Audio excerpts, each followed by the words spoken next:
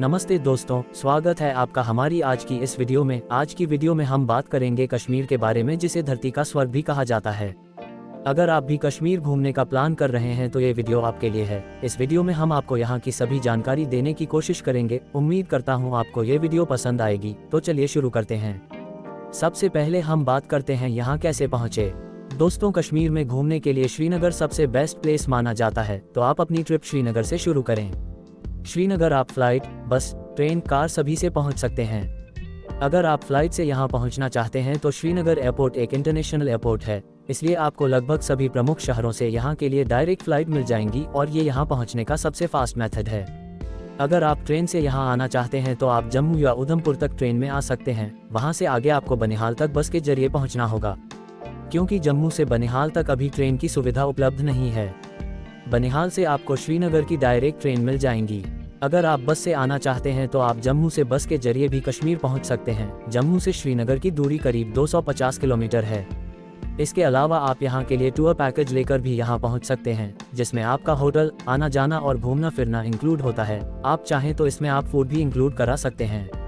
यदि आप माता वैष्णो देवी के दर्शन करके यहां आ रहे हैं तो आप कटरा से भी यहां के लिए टूर पैकेज ले सकते हैं।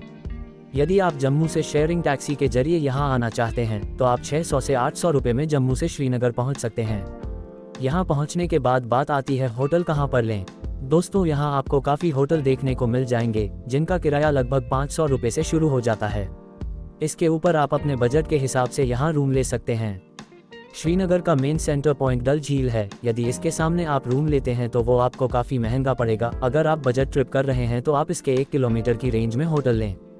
खाने के ऑप्शन, आपको कश्मीर में वेज और नॉन वेज दोनों तरह के फूड ऑप्शन मिल जाएंगे। अगर आप नॉन वेज के शौकीन हैं तो आपको बहुत सारे ऑप्शंस मिल जाएंगे, और यदि आप प्योर वेज हैं तो आपको यहाँ कुछ सिलेक्टेड होटल ही देखने को मिलेंगे। कहाँ कहाँ घूमें। यहाँ पहुँचने के बाद अगर आपके पास समय बचे तो आप शाम को डल लेक घूमने जा सकते हैं। नहीं तो आप आराम करें और अगली सुबह सोनमर्ग के लिए निकल लें, जिसकी दूरी श्रीनगर से 80 किलोमीटर है। यहाँ पहुँचने के लिए आपको 2 घंटे का समय लग सकता है। आपको गेट नंबर 1 के पास से यहाँ के लिए शेयर टैक्सी मिल जाएगी, जिसमें आप सोनमर्ग घूमकर शाम को वापस श्रीनगर आ जाएंगे। शेयर टैक्सी वाला आपसे 500 से 600 रुपये लेगा। इसके अलावा आप प्राइवेट टैक्सी से भी यहाँ पहुँच सकते हैं, जिसका किराया लगभग 3000 से 3500 रुपये रहेगा। सोनमर्ग जाते हुए आपको काफ़ी सुंदर नज़ारे देखने को मिलेंगे और झेलम नदी का भी मनमोहक दृश्य आपको दिखता रहेगा। बीच में आपको कुछ सेल्फी पॉइंट्स भी मिलेंगे, जहां आप फोटोशूट करा सकते हैं। सोनमर्ग में आपको 2 मुख्य टूरिस्ट अट्रैक्शन देखने को मिलेंगे, एक थाजीवाज ग्लेशियर, दूसरा जोजिला पास, जिसे 0 पॉइंट भी कहा जाता है। थाजीवाज ग्लेशियर की दूरी यहां से करीब 5 किलोमीटर है। यहां आप ट्रैकिंग करके पहुंच सकते हैं। अगर आप ट्रैकिंग नहीं करना चाहते हैं तो घोड़े के जरिए भी यहाँ पहुँच सकते हैं। घोड़े वाले आपसे 1500 से 2000 रुपये मांगेंगे, लेकिन आप बार्गेनिंग करके 700 से 800 रुपये में घोड़े के जरिए आ जा सकते हैं। और अगर आप 200 से 300 मीटर चलकर घोड़ा लेते हैं तो आपको करीब 500 से 600 रुपये में घोड़ा मिल जाएगा। थाजीवाज ग्लेशियर के रास्ते में कुछ पॉइंट्स हैं जहाँ बजरंगी भाईजान जैसी फिल्मों की शूटिंग हुई है। घोड़े वाले आपको सभी पॉइंट्स की जानकारी देते रहेंगे। यहाँ आपको ढाबे देखने को मिल जाएंगे जहाँ आप कुछ खा पी भी सकते हैं। यहाँ आप काफ़ी स्नो एक्टिविटीज़ भी कर सकते हैं। इनके प्राइसेस में भी आप बार्गेनिंग कर सकते हैं।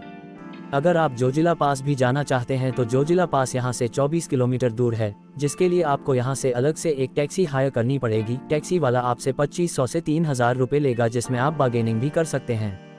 सोनमर्ग में आपको रिवर, बर्फ, गार्डन सब कुछ देखने को मिलता है, तो एक बार यहाँ जरूर आएँ।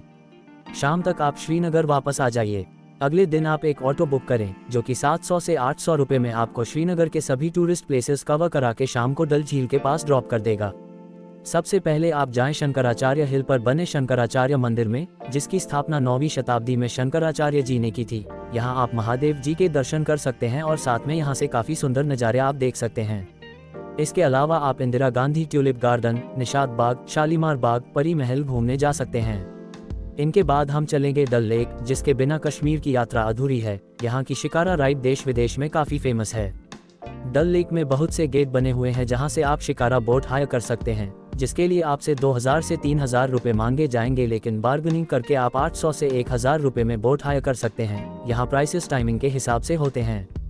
आप पहले ही बात करके 800 से 1000 रुपये में 2-3 घंटे के लिए बोट हायर कर लें।